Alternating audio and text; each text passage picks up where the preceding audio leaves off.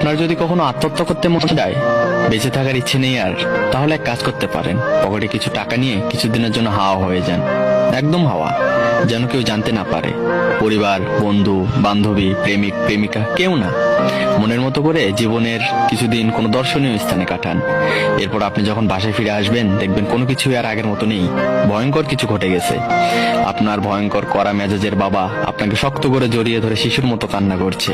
আপনার মাকে ইতিমধ্যে স্যালাইন দিয়ে রাখা হয়েছে। আপনার আত্মীয় স্বজন যারা আপনাকে চেনেও না, তারাও আপনার খোঁজ নেওয়ার জন্য ফোনের উপর ফোন দিয়ে যাচ্ছে। কেউ কেউ তো বাসায় চলে এসেছে। আপনার ভাই বোন আপনাকে শক্ত করে জড়িয়ে ধরে আছে, কোথাও যেতে দিচ্ছে না। যদি আবার কোথাও হারিয়ে যান, বন্ধুরা হঠাৎ কোথা থেকে এসে কলার চেপে ধরে 2-4টা থাপ্পড় দিয়ে বলবে, কিরে কোথায় হারিয়ে গেছিলি হারামজাদা। আপনার পরন শত্রু দেখবেন আপনার খোঁজ নিতে এসে বলবে, কোথায় ছিলেন এতদিন। পাশের বাসার আন্টি, যে মোটেও আপনাকে দেখতে পারতো না, আপনার দোষ খুঁজে বের করে আপনার মাকে বলে দিত, সেও এসে বলবে,